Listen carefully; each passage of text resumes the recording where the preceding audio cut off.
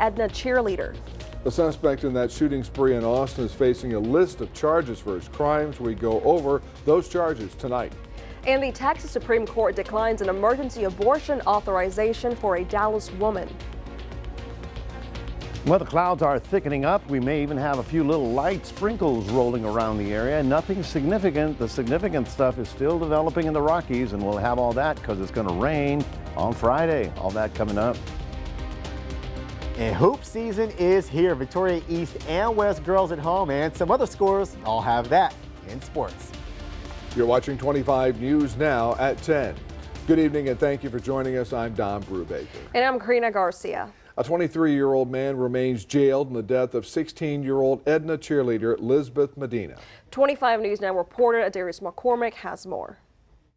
That's right, guys. Medina's mother, Jacqueline, found her daughter dead in their bathroom last Tuesday. Now the Edna PD and Texas Rangers have arrested a suspect in the capital murder case. After a 5-day investigation, 23-year-old Rafael Romero was taken in custody at Jackson County Jail. He faces charges of capital murder, which could mean the death penalty if convicted. A preliminary autopsy shows Lisbeth was stabbed to death. A final autopsy is pending. Lisbeth's family will hold her funeral services in Nebraska, where the family moved from last year. Don, Karina, back to you.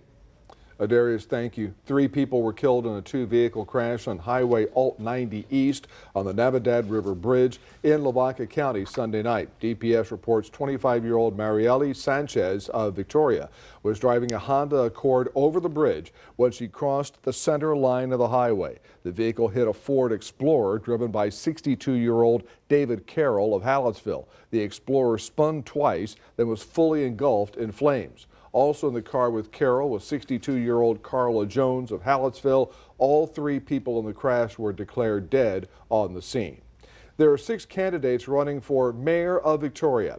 Dwayne Crocker has been Victoria's District 3 city councilman since August of 2021. Crocker is a Victoria native and an attorney. Crocker raised his family here and was a political science major in college. I think there's just some insight that I've gleaned from being a part of that I think I'm in a position to help the city move forward and provide leadership. The City of Victoria mayoral election is February 3rd, 2024. And here's a look at some of the candidates running for mayor of Victoria: Carissa Winters, Josephine Solis, Peter Brown, and Robert Constantine, and Jacob Sauceda. You can learn more about these candidates at our website, crossroadstoday.com. And let's take a first look at your forecast with First Warn Storm Team Chief Meteorologist Mac Bettis. Mac and I were talking earlier. It's like it was sunny, and then it was chilly, and then it was cloudy. That's Texas weather for you. And then here comes the wind.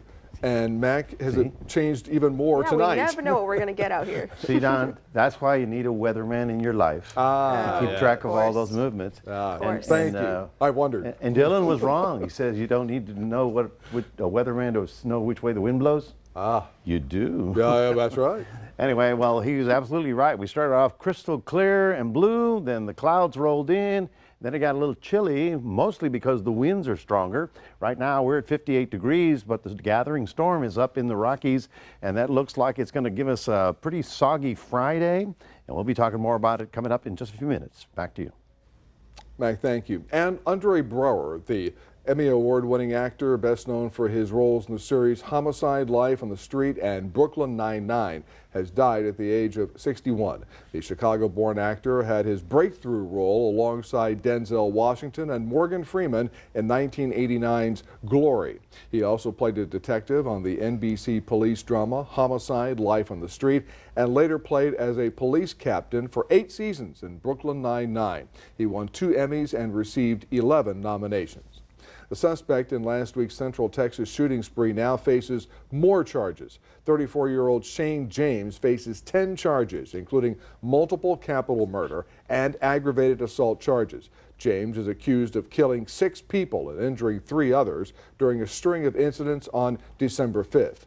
In addition to James facing 4 charges of capital murder, James was charged with 2 counts of aggravated assault against a public servant and aggravated assault in connection with the deadly shooting. The Texas Supreme Court has ruled a woman cannot get an abortion under the medical emergency exception. Kate Cox sued to terminate her pregnancy after learning her unborn baby has a fatal genetic condition. The Texas Supreme Court ruled against her, but the 9 Republican justices also called on the state's medical board for more guidance. They said it should be up to doctors to decide whether to provide an abortion. Cox's attorney said she traveled out of the state to get an abortion, but it's unclear whether she has plans to continue her legal fight.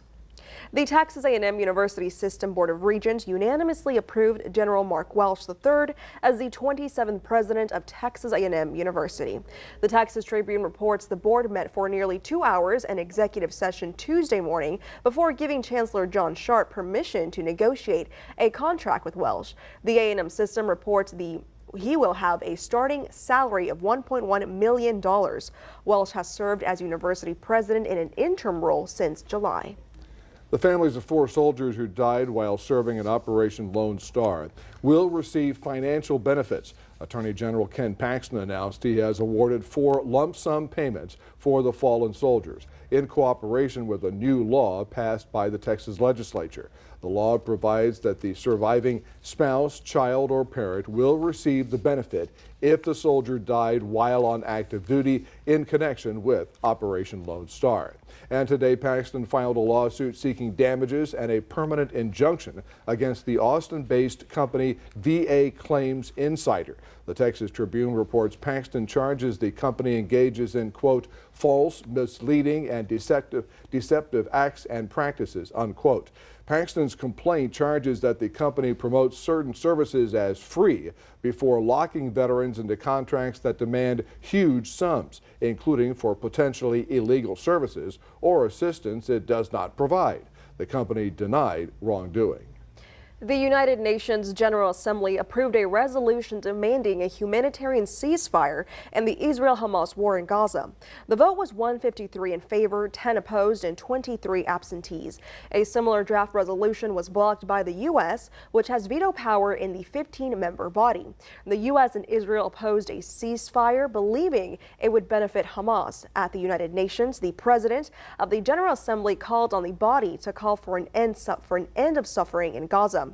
Resolutions approved in the General Assembly are not enforceable, but often reflect a global view of the issue. The House Rules Committee voted today to formalize an impeachment inquiry, passing a resolution to launch a formal investigation into President Biden. The 9-4 vote along party lines happened late this afternoon after hours of debate and 9 failed Democrat amendments. The resolution will now head to the House floor for a vote tomorrow. If it passes, which would require the support of nearly all of the 221 Republican representatives, a formal inquiry would begin. 2023 will go down as one of the biggest years in the Victoria Economic Development Corporation's history, and so far, 2024 looks just as promising. Jonas Titus, president of the Victoria Economic Development Corporation, says the Crossroads area economy is booming, mainly due to growth at the Port of Victoria. We've had 2 projects announced at the Port of Victoria, 2 projects announced in Calhoun County, and those are total $7 billion of capital investment and over 500 new primary jobs. Titus says that an additional $13 billion of capital investments are likely to be announced in 2024 or 2025. In addition, the planned Matagorda Bay Ship Channel widening project will also bring business to the port over the next several years.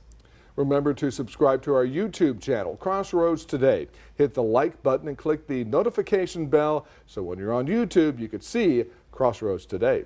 Stay with us. Coming up on 25 News now at 10, a 31-year-old woman is in court accused in a fatal DUI crash that killed a Florida deputy last year. Also ahead, authorities provide more updates to that partial building collapse in the Bronx.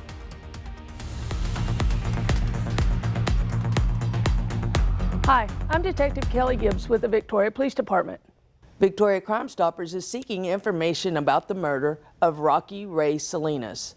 On February 23, 1996, 27-year-old Rocky Ray Salinas was reported missing.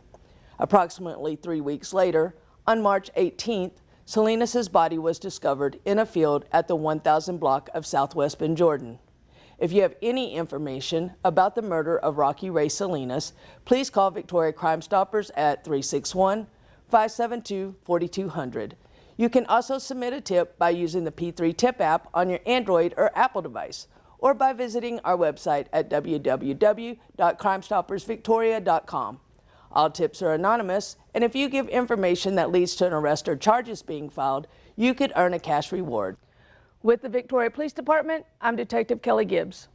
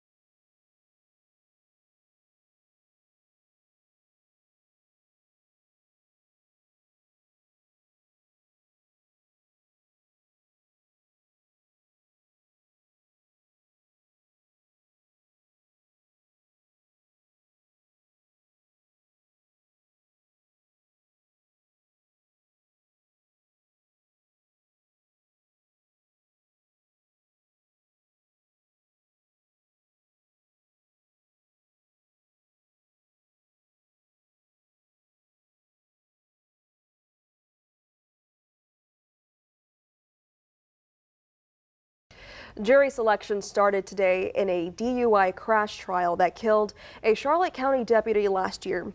A 31-year-old woman is accused of drunk driving and crashing her car into a 23-year-old deputy.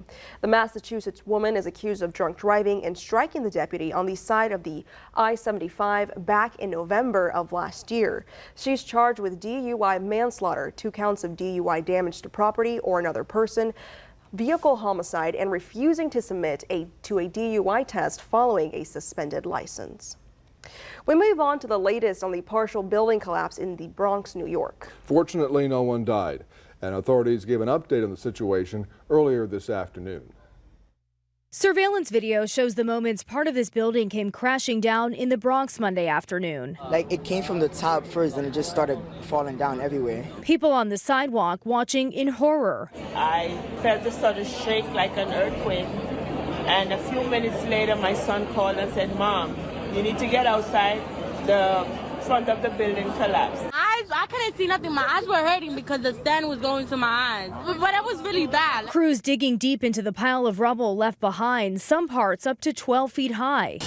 With the help of power saws and dogs, firefighters spending hours searching for victims or survivors. Emergency responders arriving within just 2 minutes using ladders and drones to look for any residents still inside. Those who were evacuated. Thankfully, officials say no one was seriously hurt. We were able to dig through the pile which is a very dangerous part of the operation, and not find one person who was injured. It was just remarkable when you think about it, because there was an active bodega that was on that corner. Some tenants say they had complained about building conditions. In my apartment, especially when my kids sleep, it's a big line. It's a crack, and they just cover with the plaster. The cause of the collapse remains unclear, but the building is more than 100 years old. Records showing its owners had been cited for 178 code violations in the past 2 years, several involving the facade that gave way. Over 100 tenants now displaced. Rena Roy, ABC News, New York. Food prices are finally rising slower than inflation. Grocery store prices are up just 1.7% for the year. There are exceptions, however. Frozen juice is up 18.6%, and beef and veal prices are up 8.7%. The cost to eat out is also still rising faster than inflation due to rising labor costs. Restaurant prices are up 5.3%. Up until now, overall food prices had outpaced inflation for nearly 2 years. I can't believe this money figure you're about to say. I can't believe this. Yeah, this is going to bring us to the viewer poll tonight. You can scan that QR code on your screen to vote. The question is, are you spending more or less than the average $386.92 in the grocery store prices? Are you spending that much? I'm spending definitely less. If I did, I would go hungry. I don't know. Well, according to our viewers, it looks like 71% stand at more and 29% stand at less. And that is a lot of grocery money. Yeah, So, wow. yeah. Now, this next story, a one-size-fits-all may seem like the easiest choice when using blood pressure cuffs. But new research is suggesting that may not be the best choice. Here's more. Whether you take your blood pressure at home or at your doctor's office, it's important to have the right size cuff. A new study from the Johns Hopkins University School of Medicine found that too large or too small of a cuff results in inaccurate blood pressure readings. If the cuff is too small, the blood pressure reading will come out higher than it actually is. If it is too big, the blood pressure might appear lower. That could mean someone doesn't get proper treatment. Doctors know cuff size is an issue, and guidelines recommend the use of a fitted cuff. Yet a lack of time or resources mean clinicians sometimes miss these guidelines. So it's important to speak up if something feels wrong. Ask your doctor about choosing the right size the next time you go for your physical. With this Medical Minute, I'm Justin Finch, ABC News. Scientists are continuing to warn about the effects of climate change on the weather. You can read the Texas Tribune article on crossroadstoday.com, or you can listen to Mac talk about it. Yeah. or you can try and live a summer in Texas. We had 60 days over 100 degrees this year alone. What do you think's going to happen next year? Going to get cool? I don't think so. Anyway, speaking of cool, it's 58 degrees out there. It's a little breezy. It got breezy this afternoon as all the cloud decks started rolling back in. We managed to get up to 72, even though it was rather chilly in the morning. Started off at 44. But the clouds will be with us. The light rain will be with us for about 2 days, and then the big stuff comes in on Friday. We'll talk about that coming up in just a minute.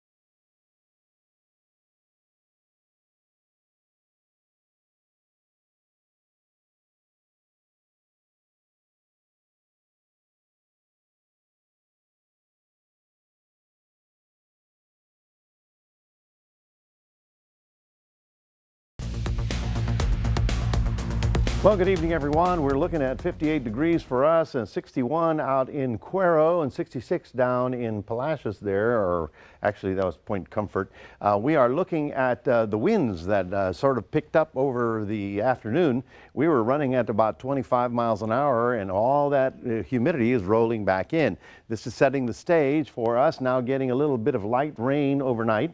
This is very light stuff, so nothing significant out of this, and it's not part of that storm that's beginning to roll in. You can see the light rain activity just beginning to come in, and you notice how we've got one deck of clouds at the bottom going that way, and then the high deck of clouds going that way. Well, that means that the whole stack of air on top of us is getting moist, and here's a classic example. They're getting rain already out in the Panhandle as the big storm starts to deepen right about here. Already snow beginning to show up in Colorado. This is going to be a good snowstorm for the Rockies, Southern Rockies especially. As I mentioned earlier, some people said, really? The Rio Grande, okay, there's El Paso, right? The Rio Grande, our border, goes right through New Mexico and starts right here near Alamosa, Colorado. That's the beginning of it. If there's no snow up there, there's nothing that flows in. Can you imagine? This is all arid, dry desert. So even when it's hot and dry and deserty throughout the south, if there's plenty of snow at the top, the river keeps getting flowing. So without the snow in Colorado, we would be in trouble. Already portions of New Mexico and Texas even are under the winter weather advisory. This is going to be the big storm that develops, Taos, Santa Fe, those areas. Anybody driving in that direction needs to consider that. And here's what happens for us.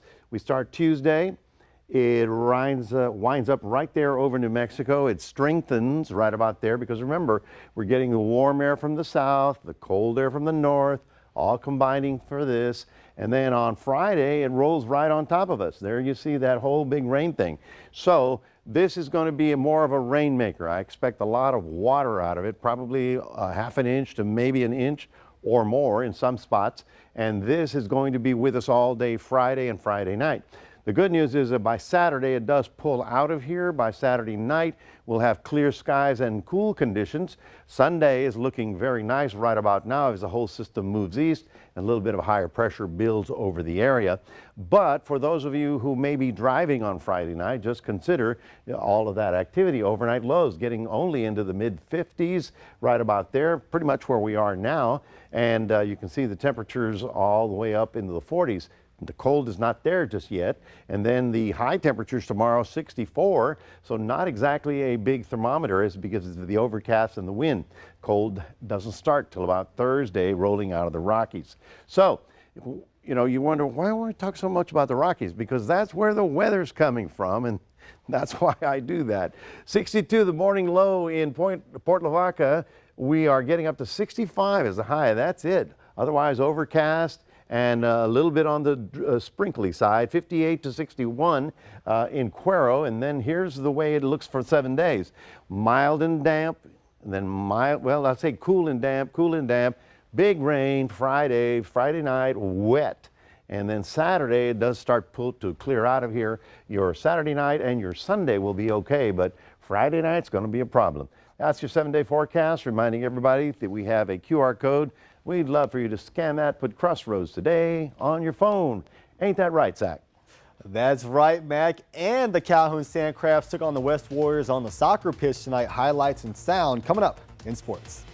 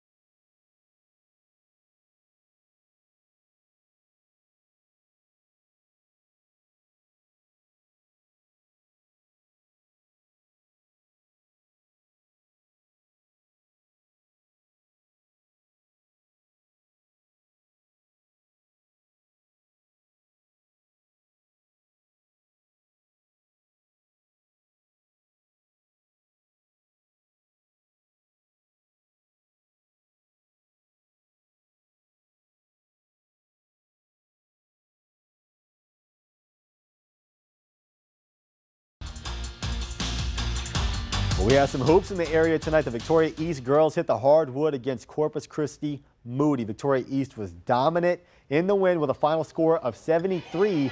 The East Titans were led by Cameron Jackson with 14 points, Chloe Buckner with 13, and Eliana Solis along with Sanaya Randall round out the double-digit scoring. The girls improved to 13 and 7 on the year. The West girls also playing at home, trying to extend their winning streak to 3 games. They got the Corpus Christi Veterans Memorial. The girls played great defense, allowing just 5 points in the first quarter. The girls were led by Isaiah Morgan, who had 18 of the West Warriors' 55 points. The girls saved their best for last, scoring 21 points in the fourth quarter. They extend that winning streak to 3 games. The Refugio Lady Cats fell in their district opener tonight to the Kennedy Lions. Close game over there. Next up, they get Skidmore Tynan on the road a week from today. The boys from Edna got the win tonight over the Van Vleck Leopards. They squeezed out an 8-point victory. This was a non-district game for the Blue and White. They will get Cuero on the 15th.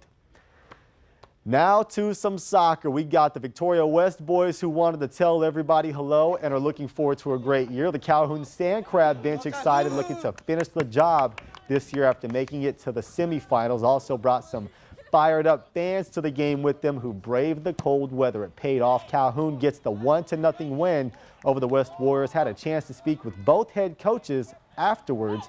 They both commended the other team. It was a pretty difficult game, pretty even.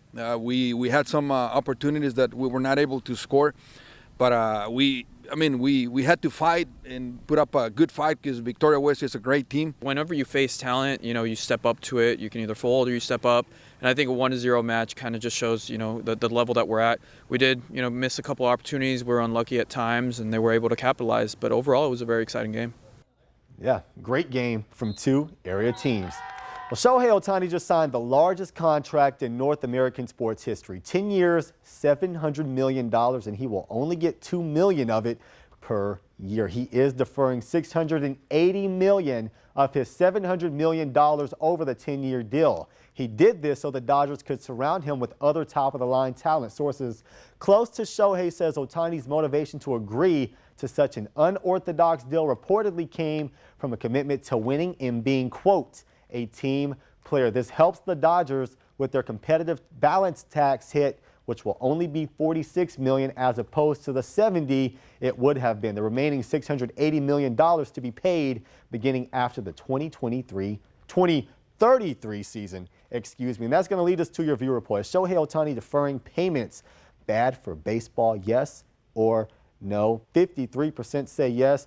I want to know why the other 47% say no. I think it's awful for baseball. And some more scores to get to. Shiner takes down Ganado, the girls in basketball that is. Bloomington girls fall to Weimar 49-45, and Cuero softball star Abigail Aguilar has committed to Coastal Bend College. I think that's it from me. Dawn and Karina, back to you. Thanks, Zach. Now stay with us. Coming up on 25 News Now at 10, we're going to take a last look at your weather with Mac, plus a coin worth $2,000 blessed a red kettle in Vermont.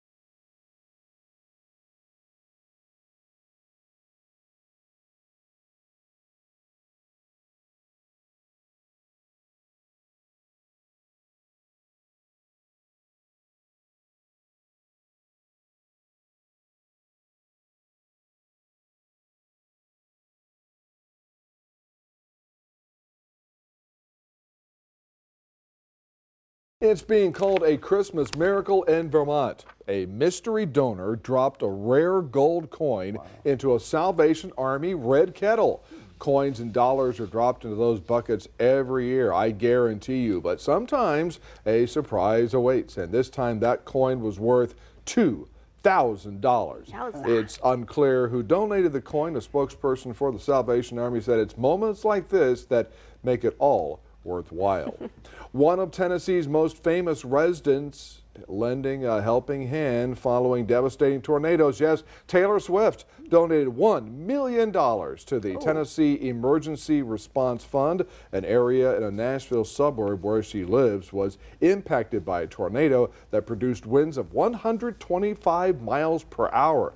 It was just one of several twisters that killed 6 people and left thousands homeless. And Mac and I talked about the aftermath of that, and we saw interviews with people who had lost their homes and maybe sometimes family members, but they were all bundled up, which is unusual to see people bundled up after a tornado, like a cold weather. Usually you see it in the spring or the summer. Usually in the winter. springtime you see that, and you see the clear warm weather afterwards, but this one brought in by the cold front and the cold air. So yeah, it's a tornado followed by ice and snow.